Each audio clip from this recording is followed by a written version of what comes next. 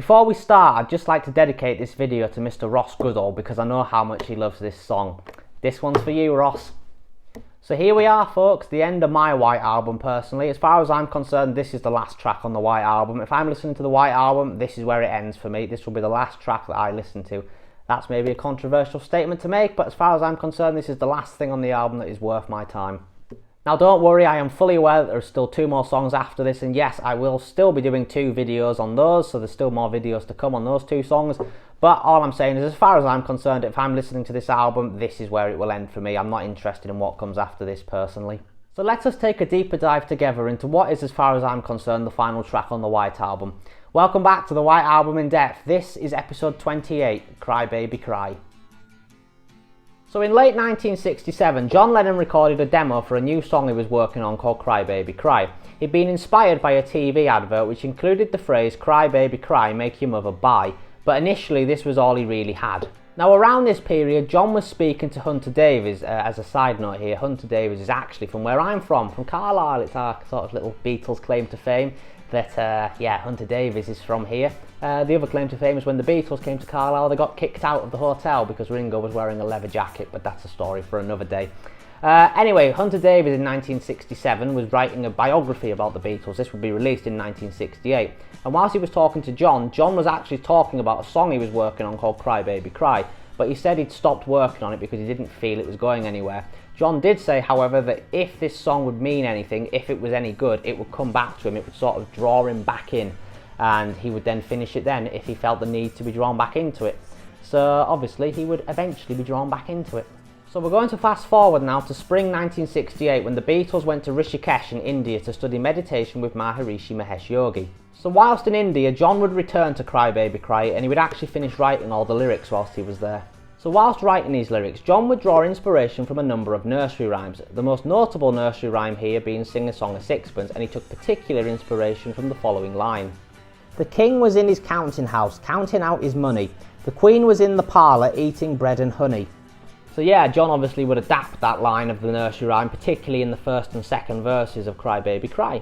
However, the descending chord sequence used throughout this song would take it to a much darker place than any nursery rhyme, particularly in the final verse when John's singing about seances and voices and pranks in the dark. So yeah, it went a little bit darker than any nursery rhyme ever does. So once back from India, the Beatles would regroup at George's house in Esher during the last week of May in 1968 to record 27 acoustic demos. Most of these demos would be for songs that would end up on the White Album, and one of the demos recorded that day would be Cry Baby Cry. Now this demo isn't too different from the finished version because obviously the finished version is more or less an acoustic song. But it does dive straight into the first verse on this demo rather than start with the chorus like the finished version does. But otherwise that's more or less it. I think all the lyrics are more or less there. John kinda knows what he's doing with the song, it's just when he came to record it he'd structure it a bit differently to this demo. Now if you want to hear this demo, I think by now you probably know where you can find it. We are on episode 28, I've said this quite a few times. I think this will be the 19th time that I've said this. So yeah, if you want to find this demo, it's on the 50th anniversary edition of the White Album, along with all the other ones for your listening pleasure. They're very good. Give them a listen if you've never heard them. The Beatles would turn their attention to Cry Baby Cry on July 15th, 1968 at Abbey Road, or EMI Studios as it was actually known then. So the band would spend the later stage of this session rehearsing Cry Baby Cry. Now they wouldn't do any proper takes of the song this day, they simply just rehearsed it. Now one of these rehearsals has subsequently been released. It was on the 50th anniversary edition of the White Album, and it's actually very interesting. Out of all the outtakes on the anniversary edition of the White Album, this is by far I think the most interesting because it's very different to the finished version. For this one, they kind of take it down a different route. It kind of goes down a bit of a Pink Floyd, Syd Barrett Pink Floyd route. It's kind of a lot more psychedelic. It's kind of more focusing around an organ than the acoustic guitar. And yeah, it's a bit more psychedelic. I kind of wish they'd gone down this route with the finished thing. I don't know why on this rehearsal they did it this way, because it's the only recording that we know of where they've done it this way. On all the other recordings, demos, all the takes, etc., they do it pretty much with acoustic guitars.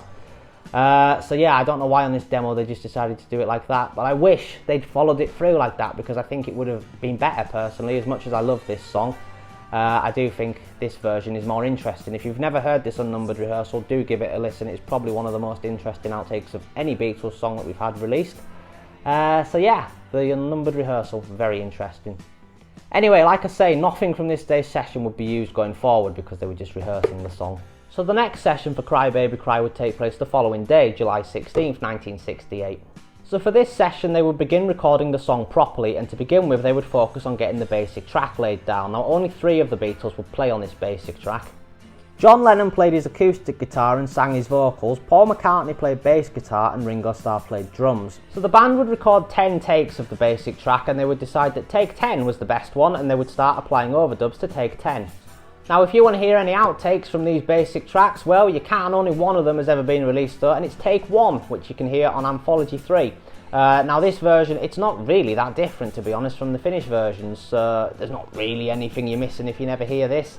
I imagine most of the takes just sound like this, yeah, it's not really any different. But if you want to hear it, that's where you'll find it, Anthology 3. Anyway, coming back to take 10, the band would actually start applying the first set of overdubs during this session, so they were obviously feeling very productive this day. They wanted to get as much done as they possibly could. So firstly, John would overdub some piano onto the song, and then George Martin would overdub some harmonium onto it. Now at the end of this day's session, engineer Geoff Emerick would actually quit. He would tell the band that that was it, he was done, he wasn't coming back, he'd had enough, he'd quit. He basically had enough of the atmosphere. Now during this session they did work on Cry Baby Cry, but they also worked on Obla Di Obla Da, and I think they maybe worked on Revolution as well, I can't quite remember. But Geoff Emerick was getting fed up of all the tensions. I spoke a little bit more about it in my video for Obla Di Obla Da, I think. But basically, yeah, he'd had enough of all the tensions and he didn't enjoy it, so he thought that's enough of that and he quit. He would eventually start working with the Beatles again 9 months later in April 1969. The next song he'd work on with them would be the Ballad of John and Yoko. So the final session for Cry Baby Cry would take place on July 18th, 1968, and during this session the band would complete the final few overdubs for the song. Firstly, John Lennon would re-record his lead vocals with some harmonies from Paul McCartney. George Martin would also record a descending harmonium part for the intro of the song. Ringo Starr would add some tambourine, and George Harrison would record his lead guitar parts. Finally, the band would add some Tea Party sound effects for the third verse. And with that, the song was complete. That was Cry Baby Cry completed and ready to go. The White Album was released on the 22nd of November 1968, and Cry Baby Cry would be the 4th track on side 4 of the album. It was also the 28th track overall on the White Album. Now in 1980, during one of his last ever interviews, John Lennon was actually asked about Cry Baby Cry, and he would simply describe it as a piece of rubbish. So yeah, he obviously didn't like the song. However, I'll tell you someone who did like the song, Liam Gallagher. His band Beady Eye would cover the song in 2013 at a live session at Abbey Road. It's quite a nice little cover this. If there's no copyright issues, I'll include it about now.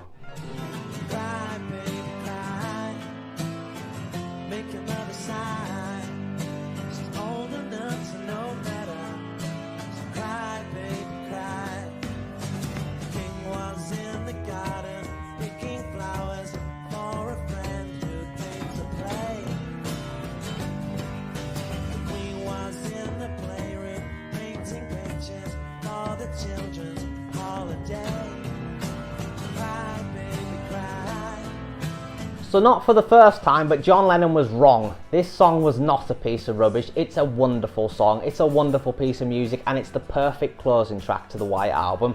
On my White Album, I know it's not officially the closing track, but as far as I'm concerned it is the closing track. Now one of the things that I've always enjoyed about this song is the different instrumentation parts throughout it. There are certain portions where it focuses on a certain instrument. So certain parts of the song it will just be an acoustic guitar. There's other parts of the song where it will be mainly just the bass you can hear. There'll then be other parts where it's just the piano you can hear, and then parts where there's just the drums, etc, etc. Yeah, I like that, how each instrument kind of gets its chance to shine on this song. It's very nice. I really like the lyrics as well. It's sort of just nonsensical stuff in the style of I am the walrus, Lucy in the sky with diamonds, all that kind of stuff. It'd be one of the last times John would do this, and it's very nice. I like it. So yeah, this is one of my favourite songs on the White Album, to be honest. If I had to rank all 30 songs on the album, this one would probably be in my top 5, to be honest. I think it's a real underrated song. I really do like this song. Now, as I mentioned earlier in the video, I do actually think the unnumbered rehearsal of this from the 50th anniversary edition of the White Album is a superior version of the song. I do wish they'd kind of kept it in that style, this Pink Floyd sounding style. There's nothing wrong with the arrangement they would go with in the end. It still works perfectly fine. I mean, it's still one of my favourite songs on the White Album. But if they'd gone down that Pink Floyd route that they were sort of going with in that rehearsal, then I might be sitting here right now saying that this is my favourite song on the White Album. But as it stands, it's not. It's top 5, but it's not my favourite. So to conclude here, this song, it's brilliant. I love it. It's one of my favourite songs on the White Album. It's catchy, it makes me smile. What more could I want from a song? And yeah, like I say, this is where the White Album ends for me. I'm not interested in what comes after this. It's not worth my time. You know, life is short and I'm not going to waste the precious time I have listening to particularly the song that comes next on the album. If I can call it a song even.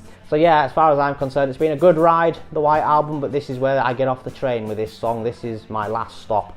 Yeah, and what a stop. It's a great ending point for me. Love the song, bloody love it. So that concludes another episode of the White Album in depth. Once again, thank you very much for watching. If you have enjoyed this and you're not subscribed to my channel, well, please do consider subscribing. It would mean a lot. I'd very much appreciate it. Like, comment, subscribe, all that jazz. If you want to see any previous episodes in this series, well, you can. There is a playlist on my channel that consists of all of them, and also the very, very few remaining episodes will also be put into that playlist. Now, you might be wondering why at the start of this video I dedicated it to Ross Goodall. Well, for those of you that don't know, a little while back, Ross and me did a video where we discussed what our least favourite Beatles songs are, and spoiler alert, one of the ones that Ross picked was Cry Baby Cry, which I couldn't believe because it's one of my favourite Beatles songs. So if I remember, I'll link that video down below. See some controversial opinions if you want from Ross and me, what we think are our least favourite Beatles songs, what we pick as our least favourite I should say. And whilst you're there, check out Ross's channel because he's a very good video creator, music reviewer, vinyl reviewer. I'm trying to avoid calling him a YouTuber because he doesn't like being called a YouTuber. I don't like being called a YouTuber either. I get it, because you know, YouTubers, that's like PewDiePie, I suppose. Is he still a thing? And people like that, and I don't want associated with people like that. Anyway, yes, Ross, go and check out his channel, it's very good. Anyway, join me next time here when it's finally time to talk about that song I've been absolutely dreading. You know what it is as well, if you can even call it a song. Can't wait for that one. Till then though, do take care.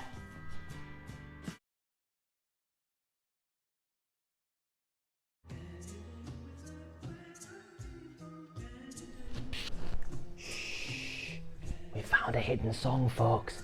Can You Take Me Back? This was a song that was made up by Paul and then stuck on the end of Cry Baby Cry, but it's not listed on the official track listing. It's a secret track. Shh. So this song was recorded on September 16th, 1968 during the recording session of I Will. Now go and watch my video on I Will if you want to hear more about it. But basically, Paul was leading John and Ringo into some jam sessions, and one of the songs that they would jam, make up on the spot, was a song called Can You Take Me Back? This was recorded as part of take 19 of I Will. Shh, you don't know this is here. Shh. Ooh. So, when they were sequencing the White Album, they decided that Can You Take Me Back would be stuck on at the end of Cry Baby Cry as a hidden track. Now it was shortened down to just 28 seconds and it wasn't listed on the track listing, so nobody knew it was actually there till they put it on. So yeah, it's a secret song. Now the full version of Can You Take Me Back, this was known about, this used to be on bootleg for years and years, but in 2018 on the 50th anniversary edition of the White Album, the full version was released. So if you want to hear the full version of it, go and listen there. But otherwise, this is just our hidden track on the end of Cry Baby Cry. So shh, keep it amongst yourselves. Ooh.